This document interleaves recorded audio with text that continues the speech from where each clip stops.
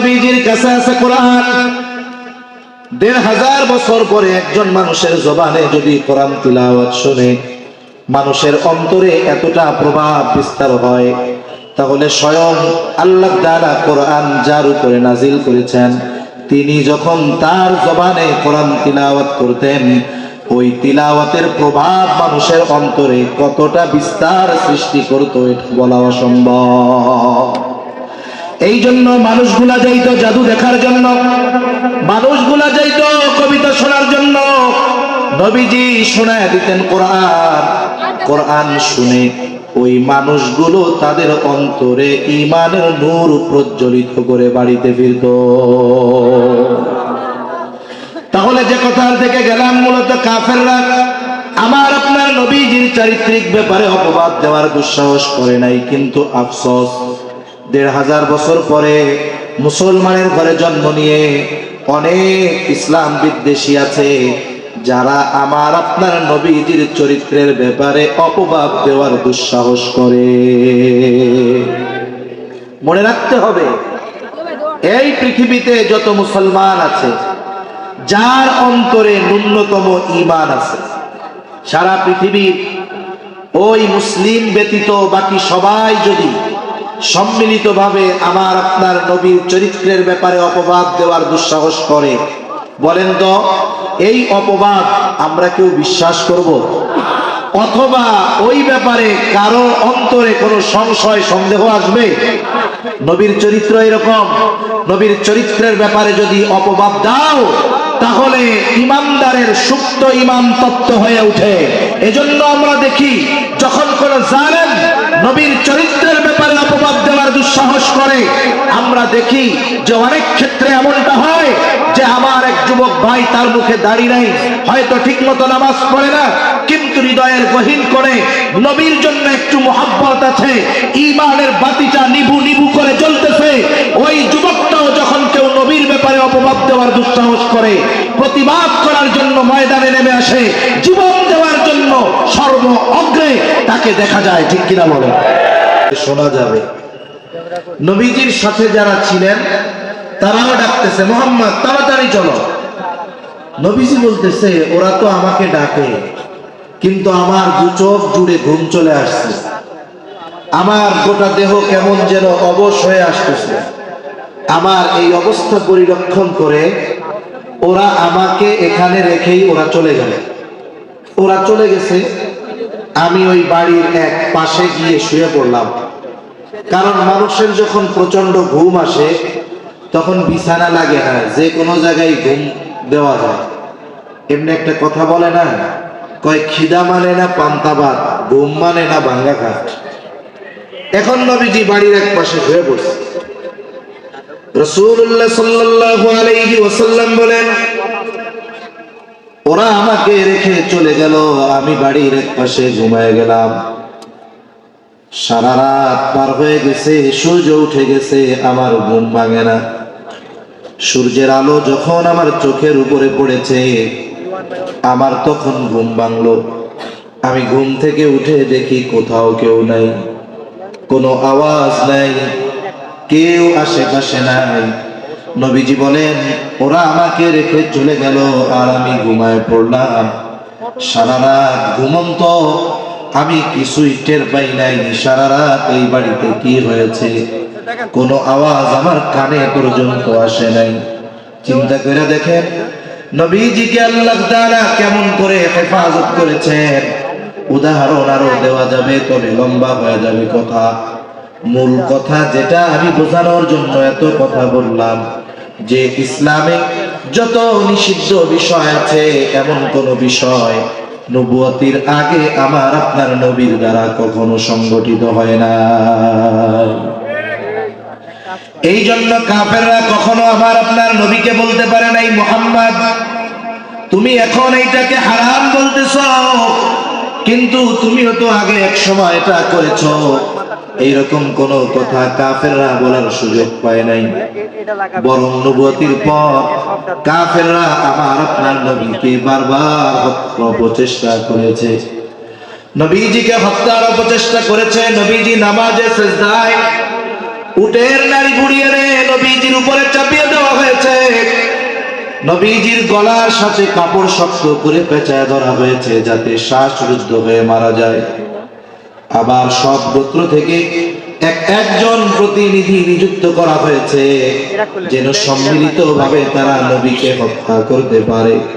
কাফেররা বারবার আপনার নবীকে হত্যার অপচেষ্টা করেছে ঠিক, কিন্তু কখনো নবীর চরিত্রের ব্যাপারে অপবাদ দেওয়ার দুঃসাহস তারা করতে পারে না। কাফেররা মানুষদেরকে আমার আপনার নবীর থেকে ঠেকায় রাখার জন্য নবীর ব্যাপারে সাধারণত চারটা শব্দ ব্যবহার করত।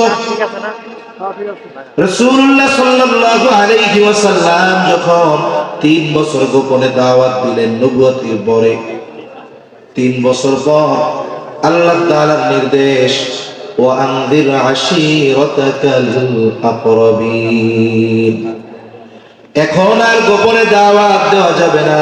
আপনি আপনার পাড়া প্রতিবেশী, আত্মীয় স্বজন, বন্ধু বান্ধব যারা আছে সবাইকে দাওয়াত দেওয়া। দেখতো না ব্যক্তিকে, বরং ওই পাহাড়ের দিকে খেয়াল করে মানুষেরা ওই ব্যক্তির সাহায্যার্থে ছুটে আসতো।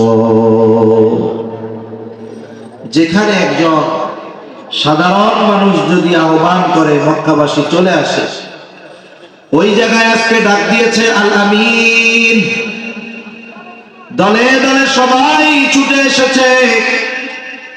বুড়া নাই, দুগ্ধপোষ্য শিশুকে নিয়ে মা চলে আসছে। আল আমিন ডেকেছে, ও মুহাম্মদ, কেন তুমি আমাদেরকে জমা করেছো, কেন ডেকেছো? নবীজি এইবার বলে, আমি যদি তোমাদেরকে এই খবর দেই, এই পাহাড়ের পেছন দিকে পাদদেশে একদল সৈন্য তোমাদের উপরে আক্রমণ করার জন্য প্রস্তুতি নিচ্ছে, আকুনতুম মুসাদ্দিকিয়া, তোমরা কি আমার এই কথার সত্যায়ন করবা নাকি? তোমরা কি আমার এই কথা বিশ্বাস করবা নাকি? নবীজি সবার দিকে প্রশ্ন ছুড়ে দিলেন। উপস্থিত সকলে সমস্বরে বলে, কেন নয়? ইতিপূর্বে আমরা তোমাকে সত্যবাদী পেয়েছি, তার মানে গোটা 43 বছর বয়সে তুমি আমাদের সাথে কোনো মিথ্যা কথা বলো না, আজকে মিথ্যা কথা বলবা, এটা কেমন করে হয়? এইবার নবীজি সবাইকে তাওহীদের রিসালাত, আখিরাতের খবর জানায় দিলেন। কাফেররা এখন চিন্তিত, আরে নতুন এক ধর্ম নিয়ে আবির্ভাব হয়েছে মুহাম্মাদের, এখন তো সমস্যা, এই ধর্মের প্রচার প্রসার ঠেকাতে হবে। কেমনে ঠেকানো যায়? ওই জাহেলিয়াতের সময়, ওই সময়ও প্রতি বছর হজ সংগঠিত হতো। পৃথিবীর বিভিন্ন প্রান্ত থেকে মানুষ বাইতুল্লাহ জিয়ারতের জন্য আসতো। কাফেররা চিন্তা করলো, পৃথিবীর বিভিন্ন প্রান্ত থেকে মানুষ যদি আসে আর মুহাম্মদ যদি তাদেরকে নতুন ধর্মের দাওয়াত দিয়া তার দলে ভিড়ায় নেয়, এটা তো ভালো কাজ হবে না। তাইলে কি করা যায়? বলে, যত মানুষ বাইতুল্লাহ জিয়ারতে আসবে, হজে আসবে, সবাইকে সতর্ক করতে হবে, কেউ যেন মুহাম্মাদের কাছে না যায়, কেউ যেন মুহাম্মাদের কথা না শুনে। কি করা যায়? এরা পরামর্শ করছে যে মক্কা প্রবেশের যতগুলো রাস্তা আছে, প্রত্যেক রাস্তার মুখে তারা প্রতিনিধি দাঁড় করায় দিবে। মনে করেন উত্তর দিকের রাস্তার মাথায় একদল দাঁড় করায় দিবে। ওই পথে যারা আসবে তাদেরকে তারা সতর্ক করবে যে, শোনো, মক্কায় একজন লোক আছে, তার নাম হলো মুহাম্মদ, খবরদার, লোকটা কিন্তু পাগল, তোমরা তার দ্বারের কাছেও যাবা না। পূর্ব দিকে রাস্তায় প্রবেশের মাথায় একদল দাঁড় করায় দিয়েছে। ওই মানুষগুলো যারাই ওই পথে আসে তাদেরকে সতর্ক করে দিয়ে বলে, শোনো, মক্কায় একজন লোক আছে, তার নাম হলো মুহাম্মদ, সে কিন্তু একজন গণক, খবরদার তার কাছে তোমরা যাবা না। দক্ষিণ দিকে একেবারে প্রবেশের মুখে, রাস্তার মুখে একদল দাঁড় করায় দিয়েছে। ওই পথে যারাই আসে তারা ঘোষণা করে তাদেরকে জানায় দেয়, শোনো, মক্কা একজন লোক আছে, নাম হলো মুহাম্মদ, খবরদার, সে কিন্তু একজন কবি, তার দ্বারের কাছেও তোমরা যাবা না, তার কোনো কথা তোমরা মানবা না। পশ্চিম দিকে প্রবেশের রাস্তার একবারে মুখে একদল লোক দাঁড় করায় দিয়েছে।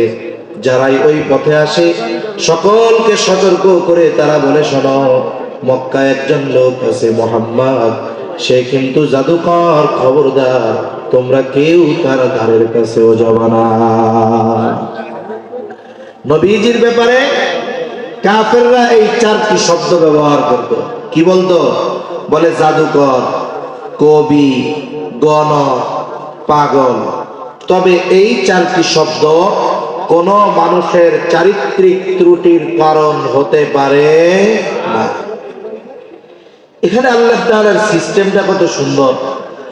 নবীজি গোপনে 3 বছর দাওয়াত দিয়েছেন, মক্কাবাসীও সবাই জানতো না। এরপরে আল্লাহর আদেশে মক্কাবাসী জানলো আমার আপনার নবীর নবুয়তির কথা, কিন্তু শুধু মক্কাবাসী জানে, কিন্তু গোটা দুনিয়ার মানুষ কি জানতো? আরে মুহাম্মদ কে, তারাই তো চিনতো না।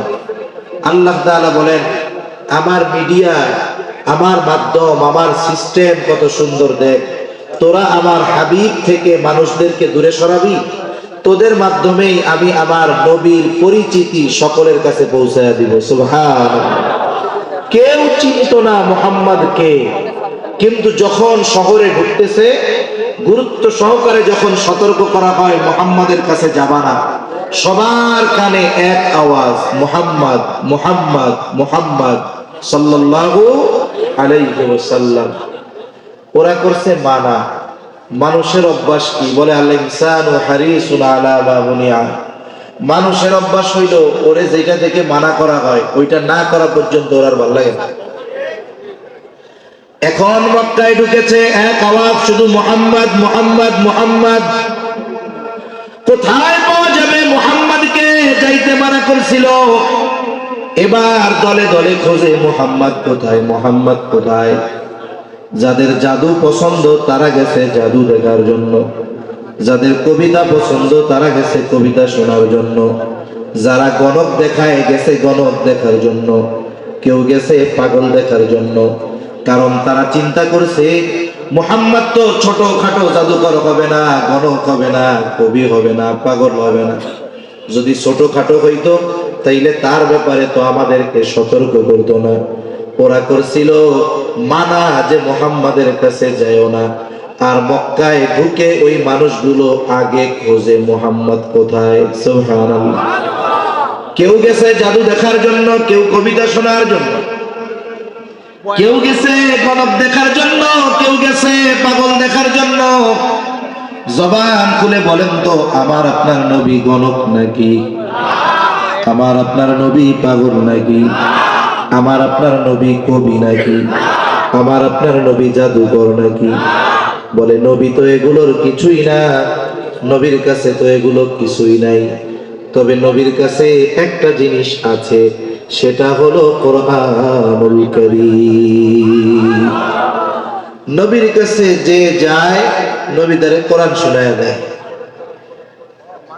এই যে আমাদের দেশে শীতকালীন সময় অনেক কেরাত সম্মেলন হয়, পৃথিবীর বিভিন্ন প্রান্ত থেকে কারি সাহেবরা আইসা কোরআনের তিলাওয়াত শোনায়। কারি সাহেবদের তিলাওয়াত শুনে মানুষ মুগ্ধ হয়ে যায়, ঠিক না? ওই সমস্ত তিলাওয়াতের মজমায় শুধু যে আলেম ওলামা যায় তা না, অনেক মানুষ যায় তিলাওয়াত শুনতে, যে কোরআন 2 শব্দ দেখা পড়তে পারবে না। আবার দেখা যাবে হয়তো অনেক অমুসলিমও যায় তিলাওয়াত শুনতে। অনেকে তিলাওয়াত শুইনা আইসা আবার অভিযোগ করে। কি অভিযোগ করে? এসে বলে, হুজুর অমুক জায়গায় গেছিলাম আন্তর্জাতিক কেরাত সম্মেলনে, কারি সাহেবরা আসছে, হুজুর কি কমু হুজুর, এগো মুখে একটারও দাড়ি নেই। এসে কি কয়? একটারও মুখে দাড়ি নেই, সব শেভ করা হুজুর। আবার সাথে সাথে কি বলে? বলে হুজুর দাড়ি নাই তা দেখি কোরআন শরীফ হুজুর এমন টান দেয়, কলিজাটা কেমন যেন ছিঁড়া চইলা আসে, ঠিক কিনা বলেন? প্রথমে এসে একটু অভিযোগ করে। অভিযোগটা কেন করে? কারণ আমাদের দেশের মানুষেরা নিজের দাড়ি না থাকলেও দাড়ি ছাড়া হুজুর কিন্তু পছন্দ করে না। মনে করেন একজন সকাল বিকাল 3 বার শেভ করে, দাড়ি উঠতেই দেয় না, কিন্তু নামাজ। আচ্ছা, আমাদের একটু জায়গা সংকুলন হচ্ছে না তো, একটু যদি মেহরবানি করে কথা না বলে কথা শুনতে শুনতে আপনারা একটু যদি আগায় আগায় মিশে মিশে বসেন, আরাম করেই বসেন, তবে একটু মিশে মিশে বসেন, তাহলে পেছনে কিছু ভাই জায়গা না পেয়ে চলে যাচ্ছে, কিছু ভাই দাঁড়িয়ে আছে, ওনারাও বসতে পারবে। আমার পরে যে বরকতি মজমা, ওখানে ওনারাও একটু শরীক হইতে পারবে। একটু মেহরবানি করে আসেন। তাহলে দেখেন, আমাদের দেশে যেই ব্যক্তির দাড়ি নাই, মনে করেন নামাজি, ওই ব্যক্তি মসজিদে নামাজ পড়তে গেছে ফজরের নামাজ, এখন জামাতে দাঁড়াবে, এই সময় তাকায় দেখে ইমামের মুসল্লায় ঠিক ওনার মতো একজন দাড়ি ছাড়া লোক দাঁড়ায় আছে। বলেন তো, ওই দাড়িবিহীন লোক যদি ওরে জিজ্ঞাসা করে তুমি কি, বলে আমি হলে ইমাম সাহেব, আজকে ফজরের নামাজ পড়াবো, মুখে তো দাড়ি নাই, শেভ করা। ওকে ভাই মিয়া, তোমার দাড়ি কই? এখন ইমাম সাহেব যে হবে, ও যদি কয় তোমার দাড়ি কই, তারপরে আমি মুসল্লি, তুই হুজুর, তোর দাড়ি কই, ক পিড়াইয়া মসজিদ থেকে বের করে দিবে। ঠিক কিনা বলেন? দাড়ি নেই, ইমামতি করতে হয়েছে, হুজুর শ্রেষ্ঠ হয়েছে, ফাজিল গানি কোন জায়গায়, এরকম বলবে আর কি। এর দ্বারা কি বোঝা গেল? এর দ্বারা একটা জিনিস বোঝা গেল, আমাদের দেশের যেই মানুষগুলোর দাড়ি নাই, এরাও দাড়ি ছাড়া কোনো হুজুরে পছন্দ করে না। ঠিক কিনা বলেন? এদের অন্তরে যে দাড়ির প্রতি একটা মোহাব্বত আছে, এর দ্বারা এটা বোঝা যায়। আল্লাহ তাআলা এই ধরনের দাড়িবিহীন লোকগুলাকেও নবীর সুন্নাত দাড়ি রাখার তৌফিক দান করুন, সকলে বলি আমিন। এরপরে যখন ওই কারি সাহেব তিলাওয়াত করে, ১৫০০ বছর পরে দাড়িবিহীন একজন কারি তিলাওয়াত যখন করে, লম্বা টান যখন দেয়, এক টানে ১০, ১৫, ২০ আয়াত পড়ে ফেলে। কারি সাহেব যত বেশি আয়াত তিলাওয়াত করে এক টানে, শ্রোতা তত কোমরে গামছা বাঁধে। কেন? বলে কারি সাহেব যখন তার তেলাওয়াত স্টার্ট করে, গোটা ময়দানের সবাই সমস্বরে আল্লাহু আকবারের আওয়াজ তুলে। ঠিক কিনা বলেন? এটা অন্তরে কেন আসে? বলে তিলাওয়াত যখন শোনে, অন্তরের মধ্যে একটা প্রভাব বিস্তার হয়, একটা ঢেউ উঠে, একটা আবেগ, মোহাব্বত, ভালোবাসা জমা হয়। আর তিলাওয়াত শেষ হওয়ার সাথে সাথে এই আবেগ আল্লাহু আকবারের আওয়াজের মাধ্যমে বিস্ফোরিত হয়। ঠিক কিনা বলে? আমার আল্লাহু আকবার কইয়া কিন্তু টঙ্গীর ময়দানে মানুষ মাইরাও ফেলে দিল। এখন তো কি দুঃখের কথা আর বলবো।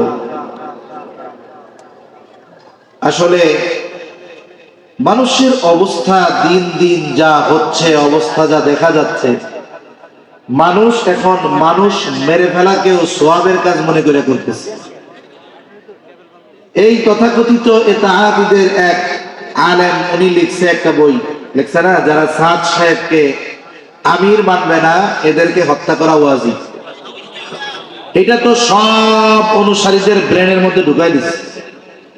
এই জন্য এরা হাতে তসবিহ বাদ দিয়া, এখন কিরিস নিয়া, তলোয়ার নিয়া, এই যে টঙ্গীর ময়দানে জোর শেষ হয়েছে, ইজতেমার জন্য ময়দান তৈরি করা প্রয়োজন। কিছু ওলামা আছে, কিছু তলাবা আছে, কিছু সাধারণ সাথী ভাইরা যে যখন সময় পাচ্ছে, সুযোগ পাচ্ছে, এসে খেদমত করে যাচ্ছে।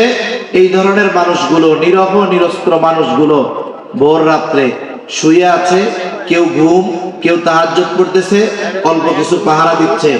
আর এই ফাঁকে সশস্ত্র অবস্থায় দলবদ্ধ হয়ে সংঘবদ্ধ আক্রমণ করে আমাদের সরল মনা নীরব মুসল্লিদেরকে নৃশংসভাবে হত্যা করেছে ওরা। ঠিক কিনা বলে? ২০১৮ সালের ১ ডিসেম্বর এই ধরনের এক কাজ একবার তারা করলো। এরপরে মেরে লাশ তুরাগ নদীতে ভাসায় দিচ্ছে। চিন্তা করে দেখেন, আসলে এরা কয়দিন আগে একটা বক্তব্য দেখলাম, একজন বলতেছে যে আমাদের সাথী ভাইরা আগে ডাকাত ছিল, সন্ত্রাসী ছিল, অস্ত্রধারী ছিল, এখন আল্লাহর রাস্তায় এসে ভালো হয়ে গেছে, আবার যদি প্রয়োজন হয় আমরা আবার আগের জায়গায় ফিরে যাইতে পারবো, আমরা কিন্তু ভুলা যাই নাই, ওই সব আমরা পারবো। তার মানে বোঝা গেল এতদিনের দাওয়াতি মেহনতে ওদের চরিত্রের কোনো পরিবর্তন হয় নাই। চরিত্রের পরিবর্তন হয় নাই। যদি হইতো এই ধরনের সন্ত্রাসীর মতো কথা এদের মুখ দিয়ে বের হতো। আজকে নয়া দিগন্তের একটা রিপোর্ট যদি কেউ পড়ে থাকেন, জেনে থাকবেন যে এই ইন্ধন, এই ইজতেমাকে কেন্দ্র করে বিশৃঙ্খলা সৃষ্টির যেই ষড়যন্ত্র, এটার গোড়া কিন্তু বাংলাদেশে না, এটার গোড়া কিন্তু পাশের দেশে। ঠিক কিনা বলে? এই জন্য মনে রাখতে হবে, এটাকে কেন্দ্র করে বাংলাদেশে বিশৃঙ্খলা সৃষ্টি করার অপচেষ্টা এই জালেমগুলো চালাচ্ছে। এদের চেহারা উন্মোচিত হয়ে গেছে, এখন আর মানুষকে বোঝানো লাগবে না। চিন্তা করে দেখেন, একটা মানুষ সর্বপ্রথম যেই ভাই শহীদ হলেন, কেমন করে তার পেটের মধ্যে নাকি ছুরি ঢুকাই আবার মোড়াইছে। একজন দিনদার মানুষ, এর দ্বারা এই ধরনের কাজ কেন হয়? আরে আমরা হুজুর না, আমি আমাদের সমালোচনাই করতেছি। সবাই তো আর সেম না, সবার ভাষা তো আর নরম না, কেউ আছে একটু জজবাওয়ালা, ঠিক কিনা বলেন? বলেন তো, ওলামায়ে কেরাম যতই হুমকি ধামকি দিক, কিন্তু কখনো কারো গায়ে আঘাত করছে নাকি?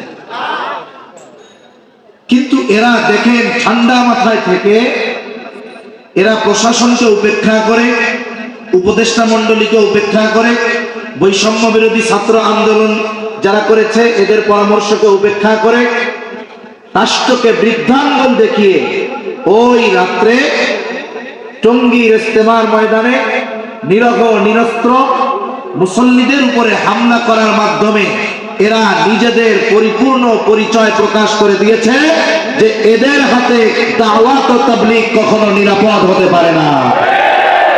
যারা মানুষকে হত্যা করতে পিছু হটে না, এদের অবস্থাটা কি চিন্তা করেছেন? এদের অবস্থা কি চিন্তা করেছেন? 5 নভেম্বর যখন ঐতিহাসিক সোহরাওয়ার্দী ময়দানে ওলামায়ে কেরামের আহ্বানে সাধারণ মানুষ, ছাত্র জনতা, তাবলীগের সাথী ভাইয়েরা সবাই যখন একত্রিত হয়েছে, ওইখান থেকে আলটিমেটাম দেওয়া হয়েছে যে এইবারের ইজতেমা 2 পর্ব শোরাই নিজামে ওলামায়ে কেরামের তত্ত্বাবধানেই হবে। এই ঘোষণা দেওয়া হয়েছিল কি হয়েছিল না? এরপরে দেখেন, রাষ্ট্রের পক্ষ থেকে উপদেষ্টা মণ্ডলী, ধর্ম উপদেষ্টা সহ, স্বরাষ্ট্র উপদেষ্টা সহ ওলামায়ে কেরামের কাছে তারা গিয়েছেন। তারা বলেছেন যে দেখেন, আপনারা পারবেন, হকের উপরে আছেন, ঠিক আছে, কিন্তু রাষ্ট্রের এই সার্বিক পরিস্থিতির দিক বিবেচনা করে আপনাদের কাছে অনুরোধ থাকবে যে আপনারা বিগত সময়গুলোতে যেভাবে চলে আসতেছে এভাবেই এবার চালায় দেন। তার মানে প্রথম পর্ব মাঠ আপনারা প্রস্তুত করবেন, আপনারা প্রথম পর্ব করবেন, এরপরে তারা দ্বিতীয় পর্ব করবে।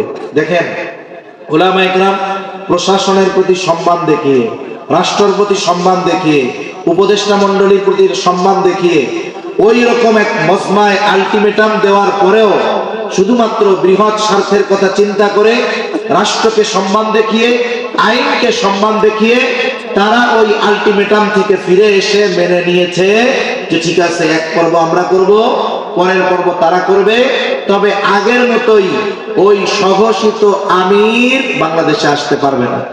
তারা বলছে ঠিক আছে, ওলামায়ে কেরাম মেনে নিয়েছে।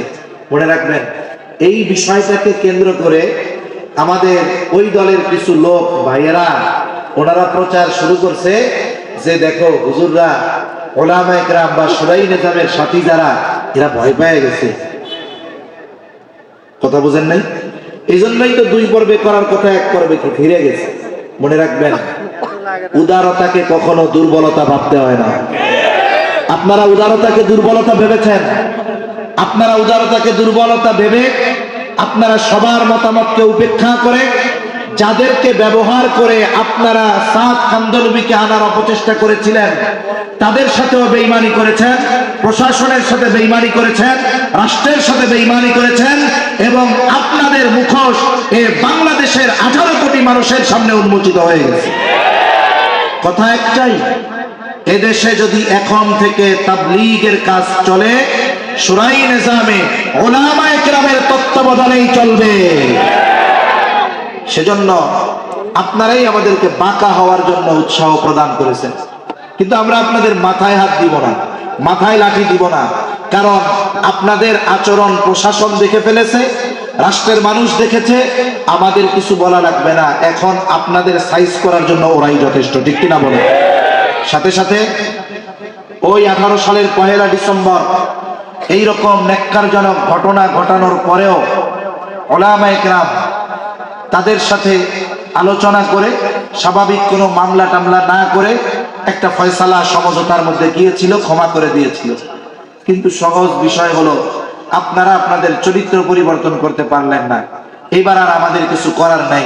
ইতিমধ্যে যেই মানুষগুলো সরল মনা সাধারণ মানুষদেরকে উস্কানি দিয়ে এই ধরনের হত্যাকাণ্ড সংগঠিত করিয়েছে, এই ধরনের মাথা মাথা যেই জালেমগুলো আছে, এদের বিরুদ্ধে মামলা হয়েছে। মামলা হলে শুধু হবে না, আমরা এই হত্যাকারীদের হত্যার বিপরীতে তাদের সর্বোচ্চ শাস্তি কামনা করছি। ঠিক কিনা কোন? এদেশে তাবলীগের ইতিহাস যদি বলা হয়, এদেশে তাবলীগ কোনো আওয়ামের হাত ধরে আসে নাই। এদেশে তাবলীগ কোনো ইঞ্জিনিয়ার ডাক্তারের হাত ধরে আসে নাই। এই দেশে তাবলীগের কাজ শুরু করেছেন শামসুল হক ফরিদপুরি সদর সাহেব হুজুর রহমাতুল্লাহ আলাইহি। এই দেশের তাবলীগের প্রথম আমির যিনি ছিলেন, তিনি সদর সাহেব হুজুর যাকে বানাইছেন আব্দুল আজিজ রহমাতুল্লাহ আলাইহি। এই জন্য মনে রাখতে হবে, যেই কাজ উলামায়ে কেরামের তত্ত্বাবধানে এই দেশে শুরু হয়েছে, আবার ওই কাজের পূর্ণ নিয়ন্ত্রণ উলামায়ে কেরামের হাতেই থাকবে। এখন বলতে পারেন, তাহলে মধ্যে আপনারা কিছু কর না কেন? একটা বিষয় হলো যে একটা কাজ ধারাবাহিকভাবে চলতেছে। উলামায়ে কেরামের কাজ তো একমুখী না। কিছু মানুষ বোঝে না, কিছু মানুষ মনে করে তাবলীগই দ্বীন, মানে যে তাবলীগের সাথী ও মনে করে এটাই দ্বীন, দ্বীনের আর কিছু লাগবে না। 6 সূরা শিখলাম, আমার আর কিছু লাগবে না।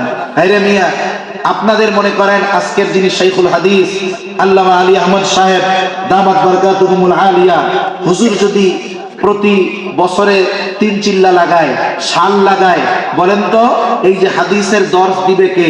বেটা তোরা এসে দর্শ দিতে পারলে তাইলে আমরা হুজুরের চিল্লায় পাঠায় দিব না। ঠিক কিনা বলেন? কিন্তু তোরা তো 6 সূরার বেশি পারস না, তোরা 6 সূরার মাদ্রাসা খোলা শুরু করছস। এখন এই হাদিসের দর্শ দিবে কে? মাদ্রাসাগুলোর দেখাশোনা করবে কে? কোরআনে ছাত্রদেরকে পড়াবে কে? ফিকহ মাসআলাগুলো মানুষের সামনে সমস্যা সমাধানগুলো করবে কারা? এজন্য উলামায়ে কেরাম চিন্তা করতেছে, দাওয়াত ও তাবলীগের মেহনত এটা দ্বীনের একটা ছোট্ট শাখা। এখানে আমাদের কিছু দিনদার ভাই যথাযথভাবে দায়িত্ব নিয়ে পরিচালিত করতেছে, করুক না, অসুবিধা কি? আমরা তাদের এই কর্মকে রেসপেক্ট করে এত সম্মান মর্যাদা দিয়েছি। এই বাংলাদেশের হাজারো হাজারো খতিব জুমার দিন যখন দাওয়াত ও তাবলীগের সাথীরা কোন মসজিদে থেকেছে, অনেক মসজিদের বড় বড় খতিব মেম্বারের নিচে বসে জেনারেল শিক্ষিত একজনকে মেম্বারে বসায় বয়ান করাইছে। ঠিক কিনা বলে? এই যে রেসপেক্ট, এটা আমার মনে হয় একটু বেশি করা হয়ে গেছে। কারণ ও যখন ওই জায়গায় বসছে তখন চিন্তা করছে, তাহলে আমিও তো এই জায়গায় বসার যোগ্য। হুজুর যেহেতু এই জায়গায় বসতে পারে, আমিও যেহেতু বসতে পারি, তাইলে আমার আর হুজুরের মধ্যে পার্থক্য কি আছে? এই বিষয়টাই খেয়ে দিছে, এটাই সমস্যা।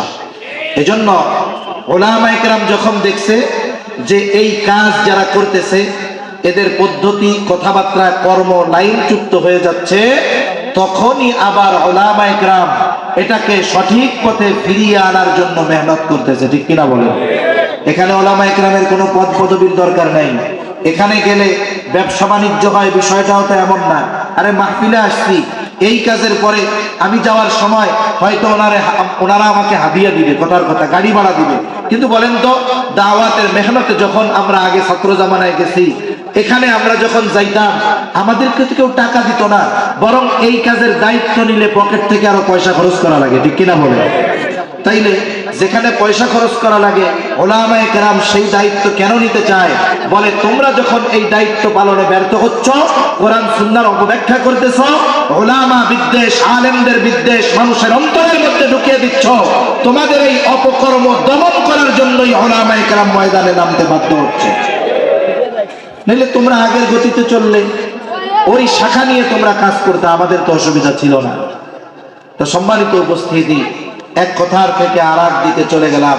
কোন জায়গার থেকে জানি দাওয়াত ও তাবলীগের কথায় গেছি, কারি সাহেবের তিলাওয়াত থেকে। যে দেখেন যে নারায়ে তাকবীরের ধ্বনি দিয়া মানুষ তখন তার অন্তরের মধ্যে তিলাওয়াত শুনে যেই আবেগ আসে, এই আবেগের বিস্ফোরণ ঘটে তাকবীরের মাধ্যমে। আর বলতেছিলাম যে কিছু ভাই ওই রাত্রে কিছু ভিডিও আমার কাছে আছে আর কি, তাসবিহ পড়তে পড়তে মারতেছে, তাকবীর বলতে বলতে আর এক মুসলমান ভাইকে মারতেছে। আমি শুনেছি, এটা একজন ভাই বললেন, আমি কোনো অথেন্টিক সোর্স পাই নাই। উনি বলতেছে যে মারতেছে যখন, তখন নাকি এই রকম কথা ওরা বলতেছে যে শোন, এরা হলো উলামায়ে সু, এদেরকে মারলেই আমাদের সওয়াব। এখন আমি একটা কথা বলি, আমি তো মুফতি সাহেব না, একটু চিন্তা করেন। এখন একজনকে যদি কেউ মারতে চায় বা মারে, আল্লাহর নবী বলেন সিবাবুল মুমিনি ফুসুক ওয়া কিতালুহু কুফর। নবীজি সাল্লাল্লাহু আলাইহি ওয়াসাল্লাম বলেন মুমিনকে গালি দেওয়া ফাসিকি, কবিরা গুনাহ, আর হত্যা করা বলে এটা কুফরি। এখন বলেন একজন মুমিনকে যদি কেউ মারতে যায়, এটা বড় ধরনের গুনাহ নয় কি? একে তো মারতেছে, আবার ওই মারাটাকে সওয়াবের কাজ মনে করে মারতেছে। আমার সন্দেহ হয় এদের তো ঈমান থাকার কথা না। আরে ভাই, নামাজ ফরজ, নামাজ পড়া কি? একজন নামাজ পড়ে না, সে কবিরা গুনাহ করতেছে। কিন্তু কেউ যদি নামাজের ফরজিয়াতকে অস্বীকার করে, ঈমান থাকবে? তাহলে একজন গুনার কাজ করে, এই গুনার কাজটাকে গুনাহ মনে করে করলে তো একটা বিষয় ছিল, কিন্তু এই গুনার কাজটাকে যখন ফজিলতের কাজ, সওয়াবের কাজ, নেকের কাজ করে করতেছে, তার ঈমান থাকে কেমনে? আমার তো বুঝে আসে না। আল্লাহ সকলকে সঠিক বুঝদান করুক বলি আমিন। তাহলে নবীজির কাছে আছে কোরআন। ১৫০০ বছর পরে একজন মানুষের জবানে যদি কোরআন তিলাওয়াত শুনে মানুষের অন্তরে এতটা প্রভাব বিস্তার হয়, তাহলে স্বয়ং আল্লাহ তাআলা কোরআন যার উপরে নাজিল করেছেন, তিনি যখন তার জবানে কোরআন তিলাওয়াত করতেন, ওই তিলাওয়াতের প্রভাব মানুষের অন্তরে কতটা বিস্তার সৃষ্টি করতো এটা বলা অসম্ভব। এই জন্য মানুষগুলা যাইতো জাদু দেখার জন্য, মানুষগুলা যাইতো কবিতা শোনার জন্য। নবীজি শোনায় দিতেন কোরআন। কোরআন শুনে ওই মানুষগুলো তাদের অন্তরে ঈমানের নূর প্রজ্বলিত করে বাড়িতে ফিরত। তাহলে যে কথার থেকে গেলাম, মূলত কাফেররা আমার আপনার নবীজির চারিত্রিক ব্যাপারে অপবাদ দেওয়ার দুঃসাহস করে নাই। কিন্তু আফসোস, ১৫০০ বছর পরে মুসলমানের ঘরে জন্ম নিয়ে অনেক ইসলাম বিদ্বেষী আছে, যারা আমার আপনার নবীজির চরিত্রের ব্যাপারে অপবাদ দেওয়ার দুঃসাহস করে। মনে রাখতে হবে, এই পৃথিবীতে যত মুসলমান আছে, যার অন্তরে ন্যূনতম ঈমান আছে, সারা পৃথিবীর ওই মুসলিম ব্যতীত বাকি সবাই যদি সম্মিলিতভাবে আমার আপনার নবীর চরিত্রের ব্যাপারে অপবাদ দেওয়ার দুঃসাহস করে, বলেন তো এই অপবাদ আমরা কেউ বিশ্বাস করব? অথবা ওই ব্যাপারে কারো অন্তরে কোনো সংশয় সন্দেহ আসবে? নবীর চরিত্র এরকম, নবীর চরিত্রের ব্যাপারে যদি অপবাদ দাও, তাহলে ইমানদারের সুপ্ত ঈমান তপ্ত হয়ে ওঠে। এজন্য আমরা দেখি যখন কোন জালেম নবীর চরিত্রের ব্যাপারে অপবাদ দেওয়ার দুঃসাহস করে, আমরা দেখি যে অনেক ক্ষেত্রে এমনটা হয় যে আমার এক যুবক ভাই, তার মুখে দাড়ি নাই, হয়তো ঠিক মতো নামাজ পড়ে না, কিন্তু হৃদয়ের গহীন করে নবীর জন্য একটু মহব্বত আছে, ঈমানের বাতিটা নিভু নিভু করে জ্বলতেছে। ওই যুবকটাও যখন কেউ নবীর ব্যাপারে অপবাদ দেওয়ার দুঃসাহস করে, প্রতিবাদ করার জন্য ময়দানে নেমে আসে, জীবন দেওয়ার জন্য সর্ব অগ্রে তাকে দেখা যায়। ঠিক কিনা বলে? শুধু তাই না, তখন ওই যুবকটার অন্তরেও এই বিষয়টা আসে, ওই জালেমকে যদি আমি সামনে পেতাম, পাড়া দিয়ে, গলা পাড়া দিয়ে, জিহ্বা বের করে টান দিয়ে ছেড়ে ফেলতাম। ঠিক কিনা বলে? এজন্য মনে রাখতে হবে, নবীর চারিত্রিক ব্যাপারে অপবাদ দিয়ে এই উম্মতের ইমানদারদের অন্তর থেকে আল্লাহর কসম ন্যূনতম নবীর প্রতি মুহাব্বত কমানো সম্ভব নয়। এই জন্য মুসলমান ভাইরা, কাফেররা অনেক কিছু আমার আপনার নবীর চরিত্রের ব্যাপারে বলতে চায়, বলে থাকে, কিন্তু আমার আপনার নবীর চরিত্র হলো পূত পবিত্র চরিত্র। এই চরিত্রের সত্যায়ন আল্লাহ তাআলা করেছেন। আল্লাহ তাআলা বলেন, ওয়া ইন্নাকা লাআলা খুলুকিন আযীম, আপনি মহান চরিত্রে অধিষ্ঠিত। নবীর চরিত্রে মুগ্ধ হয়ে কাফেররা আমার আপনার নবীর উপাধি দিয়েছে আল আমিন আস-সাদিক। গোটা হায়াতে আমার আপনার নবী একটা মিথ্যা কথাও বলেন নাই, আমার আপনার নবী ঘুরায় ফেরাও মিথ্যা কথা বলেন নাই। কেমন সুন্দর চরিত্র নবীজির! কাফেররা অনেক বিষয়কে সামনে এনে নবীর চরিত্রের ব্যাপারে অপবাদ দেওয়ার দুঃসাহস করেছে, নবীর ব্যাপারে ইসলাম বিদ্বেষীরা অনেক প্রশ্ন তুলেছে। তবে সবগুলো বলার মতো সময় সুযোগ আমার হাতে নাই, দুই একটা বলে আমি আলোচনা শেষ করে দেই। দেখেন, নবীর চরিত্রের ব্যাপারে অপবাদ দিতে গিয়ে ইসলাম বিদ্বেষীরা একটা কথা বলতো, বলে কি, কাফেররাও সেটা বলতো, বলে কি কথা, বলে নবী নাকি তার পুত্রবধূকে বিবাহ করেছে। নাউজুবিল্লাহ বলে। ইতিহাস হলো জাহেলিয়াতের সময় ওই মানুষগুলো পালক পুত্রকে নিজের পুত্রের মতো মনে করত। রাসূল আকরাম সাল্লাল্লাহু আলাইহি ওয়াসাল্লামের পালক পুত্র ছিলেন হযরত যায়েদ রাদিয়াল্লাহু তাআলা। যায়েদ রাদিয়াল্লাহু তাআলা আনহু একবার হারায় গেছে। এখন এক লোক পায়া বাজারে গোলাম বলে তাকে বিক্রয় করে দিয়েছে। খাদিজার এক ভাই যায়েদকে বাজার থেকে কিনে এনে খাদিজাকে হাদিয়া দিল। নবীজির সাথে খাদিজার বিবাহের পর খাদিজা এবার যায়েদকে নবীর খেদমতের জন্য দিয়া দিল।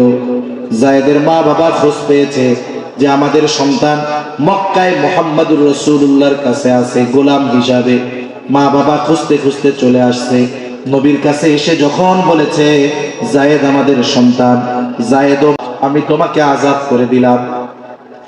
যায়েদের মা বাবাকে বলা হলো আপনারা সন্তানকে নিয়ে যান।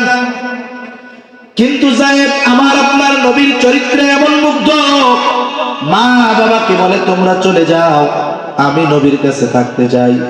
এতকাল তো গোলাম ছিল, নবী আজাদ করে দিয়েছেন, এখন কি হিসাবে থাকবে? নবীও যায়েদের এই মহব্বত দেখে মুগ্ধ হয়ে সকলের সামনে ঘোষণা করে দিলেন, আজকে থেকে যায়েদ হলো আমার সন্তান। আর জাহেলিয়াতের সময় একটা কুসংস্কার ছিল, পালক পুত্রকে নিজের পুত্রের মতো মনে করা হতো। পালক পুত্রকে নিজের পুত্রের মতো মনে করা হইতো। আল্লাহ তাআলা মূলত চাইলেন এই কুসংস্কারের মূলোৎপাটন আমার আপনার নবীর মাধ্যমে করবেন, এটা আল্লাহ তাআলার ইচ্ছা। তাই একটা সময় যায়েদের সাথে নবীজি সাল্লাল্লাহু আলাইহি ওয়াসাল্লামের ফুফাতো বোন যায়নাব বিনতে জাহাশের বিবাহ হলো। নবীজি বিবাহ দিবেন, কিন্তু কুফু মেলে নাই। তো যায়নাব বিনতে জাহাশ উনি হলেন কুরাইশ বংশের নারী। যায়েদ গোলাম খাটছে, ইউথিপিয়ান, দেখতেও ভালো না, ওনাদের সাথে বনাবনি হয় না। একটা সময় যায়েদ নবীর সামনেই যায়নাব বিনতে জাহাশকে তালাক দিয়ে দিয়েছে।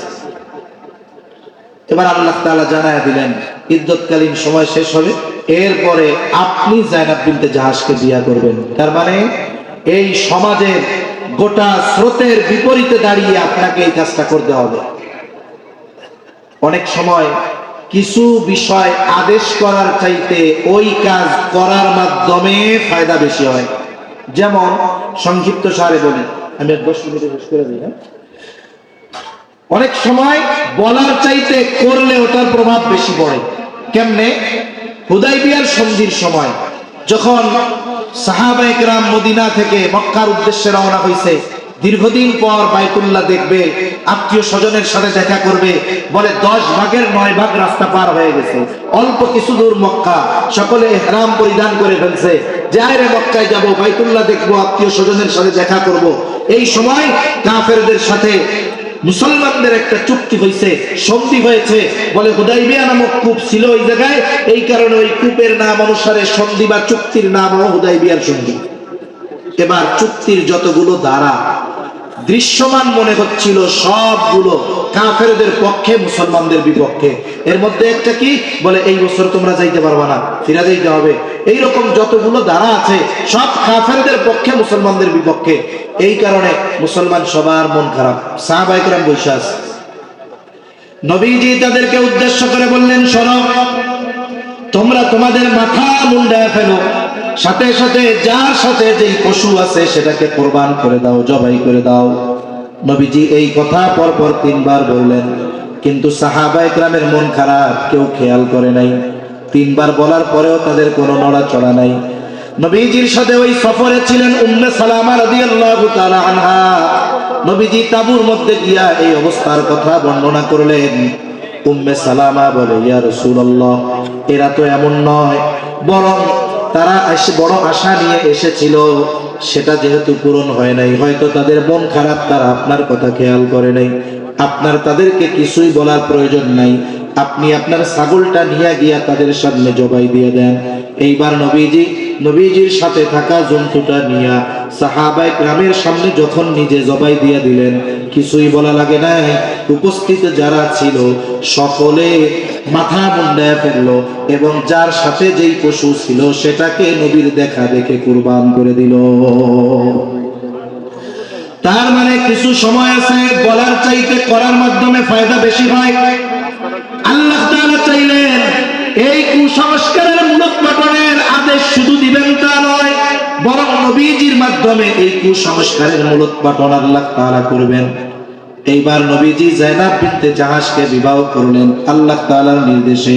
লম্বা কথা, মানুষেরা বলা শুরু করলো মুহাম্মদ তার পুত্রবধূকে বিবাহ করেছে। আর আল্লাহ তাআলা ওহী নাযিল করে বললেন, মা কানা মুহাম্মাদুন আবা আহাদিন মির রিজালিকুম ওয়ালাকিন রাসূলুল্লাহ ওয়া খাতামান নাবিয়্যিন। আল্লাহ তাআলা বলেন, মুহাম্মদ সাল্লাল্লাহু আলাইহি ওয়াসাল্লাম তোমাদের কোন পুরুষের পিতা নন, তিনি হলেন আল্লাহর রাসূল, তিনি হলেন শেষ নবী। আল্লাহ তাআলা এই আয়াত নাজিল করে জানায় দিলেন যে পালক পুত্র আপন পুত্রের মতো নয়। এই জন্য পালক পুত্রের বিষয়ে দুই একটা কথা বইলা আমি আলোচনা শেষ করব। কারণ আমাদের সমাজে হয়তো আপনাদের আত্মীয় স্বজন পরিচিত জন অনেকে আছে যে সন্তানহীন, কিন্তু তারা সন্তান লালন পালন করে। দম্পতি সন্তানহীন দম্পতি একটা 3 বছরের বাচ্চা পাইছে ছেলে, এই ছেলের আইনা লালন পালন করতেছে। ছেলে এখন বালেগ হয়ে গেছে, 14.5-15 বছর বয়স, বালেগ হয়ে গেছে। মা, পালক মা কত মায়া করে, দয়া করে, মহব্বত করে, ভালোবেসে 3 বছর থেকে 14 বছর পর্যন্ত লালন পালন করেছে। এখন ইসলাম কি বলে? বলে ওই ছেলেটা যখন বালেগ হয়ে যাবে তখন সে তার ওই পালক মায়ের সামনে যেতে পারবে না, অবশ্যই পালক মাকে এবং তাকে পালক মায়ের সাথে পর্দা করতে হবে। আবার একটা মেয়ে আনছে 2 বছর বয়স, 2.5 বছর বয়স। এখন মেয়েটারে কত আদর করছে বাবা, পালক বাবা, চুমু দিছে, আদর করছে, কোলে নিছে। বলে মেয়েটা যখন প্রাপ্ত বয়স্কা হয়ে যাবে তখন ওই মেয়ের পালক বাবার সাথে পর্দা করতে হবে, পালক বাবার ওই মেয়ের সাথে পর্দা করতে হবে। কথা বোঝা গেছে? আবেগের সুযোগ নাই। অনেকে কয় 10 বছর ধরে কোলে পিঠে করে এখন মানুষ করলাম, এখন এর সাথে আমার আবার পর্দা কি এর? এ কথা বলার সুযোগ আছে? বলেন, সুযোগ নাই। তবে যদি কোনো বাচ্চা 2 বছরের আগে আনা হয়, কয় বছরের আগে? 2 বছর বলতে আরবি হিসাবের 2 বছর, ইংরেজি হিসাবের না। 2 বছরের আগে মনে করেন 1.5 বছরের একটা বাচ্চা আনা হয়েছে। ওই বাচ্চাটাও তো বড় হওয়ার পরে যদি ছেলে হয় তার মার সাথে পর্দা করা লাগবে। এখানে একটা কাজ করা যাইতে পারে। বলে কি কাজ করা যায়? বলে যদি ওই মহিলার আপন বোন থাকে, যেই বোনের ছোট বাচ্চা আছে, ওই বাচ্চা দুধ পান করে, তাহলে ওই পালক পুত্রটারে দিয়া এইবার বোনের দুধ পান করায় দিবে। তাহলে সম্পর্ক কি হয়ে গেল? পালক মার সম্পর্ক হয়ে গেল দুধ খালা। ঠিক কিনা বলে? এখন সম্পর্ক যেহেতু খালা হয়ে গেছে, দুধ সম্পর্কের একটা আত্মীয় হয়ে গেছে, এই বাচ্চা বড় হওয়ার পরে ওই মহিলার আর পর্দা করা লাগবে না। মনে করেন একটা মেয়ে আনছেন, এই মেয়েটা আসছে 1.5 বছর বয়স, আপনি পালক বাবা, আপনি কি করেন? বলে আপনার যদি কোনো বোন থাকে, ওই বোনের যদি কোনো বাচ্চা থাকে, সে যদি দুধ পান করাইতে পারে, তাহলে মেয়েটারে দিয়ে আপনি দুধ পান করায় দেন। তাইলে কি হইল? আপনার বোন হইল তার দুধ মা, আপনি হয়ে গেলেন দুধ সম্পর্কের মামা। ঠিক কিনা কর? এখন কি হইল? মেয়েটা বড় হলে তার সাথে আপনি দেখা করতে পারবেন। কেন? বলে আপনার বোনের দুধ পান করছে যে, এই জন্য এর সাথে আপনার বিবাহ হারাম। কথা বোঝা গেছে তো? এই বিষয়টা আমাদের সমাজে অনেক মানুষ জানে না। না জানার কারণে অনেক দিনদার পরিবার, যাদেরকে দিনদার বলে জানি, এরা গুনার মধ্যে লিপ্ত আছে। রাসূলুল্লাহ সাল্লাল্লাহু আলাইহি ওয়াসাল্লাম এই যে পালক পুত্র যে আপন পুত্রের মতো নয়, আল্লাহ তাআলা এই কুসংস্কার মূলোৎপাটন করার লক্ষ্যে যায়েদের তালাকপ্রাপ্ত স্ত্রী যায়েনাব বিনতে জাহাশের সাথে আল্লাহ সুবহানাহু ওয়া তাআলা আমার আপনার নবীজির বিবাহ বন্ধনের সিদ্ধান্ত নিয়েছেন। সুবহানাল্লাহ। আল্লাহ তাআলা এর মাধ্যমে একটা কুসংস্কারের মূলোৎপাটন করে দিয়েছেন। এরপরে আরো অনেক বলে বলে নবীজি নারী লোভী ছিল, নাউজুবিল্লাহ বলেন। বলে সম্পদের লোভে নবী নাকি খাদিজারে বিয়ে করছে, নাউজুবিল্লাহ বলেন। এখানে স্বল্প সময় কথা বইলে দেই হযরত চলে আসতেছে যে আমার আপনার নবী খাদিজা রাদিয়াল্লাহু তাআলা আনহাকে যখন বিবাহ করছে নবীজির বয়স ছিল 25, খাদিজার বয়স 40। আরে ইতিহাস তো বলে নবী বিয়ার প্রস্তাবই দেন নাই, খাদিজার পক্ষ থেকে প্রস্তাব গিয়েছে। শুধু তাই না, বিবাহের রজনীতে খাদিজা আমার আপনার নবীকে বলতেছে, মুহাম্মদ এতকাল আপনার সাথে সম্পর্ক একরকম, আজকে থেকে আরেক রকম, আমার যত সম্পদ আছে সব সম্পদের মালিক এখন আমি আপনাকে বানায়া দিলাম। সুবহানাল্লাহ বলে। সাথে সাথে খাদিজা যতদিন জীবিত ছিলেন আমার আপনার নবী কোনো বিবাহ করেন নাই, বরং খাদিজার ইন্তেকালের পরে বলেছেন খাদিজা যদি জীবিত থাকতো আমি তার বর্তমানে কোনো স্ত্রী গ্রহণ করতাম না। তাহলে যেই লোকটা 25 বছর সংসার করেছে বিবাহ করে নাই, এই লোকটাকে নারী লোভী বলা নিঃসন্দেহে সর্বোচ্চ বেয়াদবি আর অপবাদ, ঠিক কিনা বলে?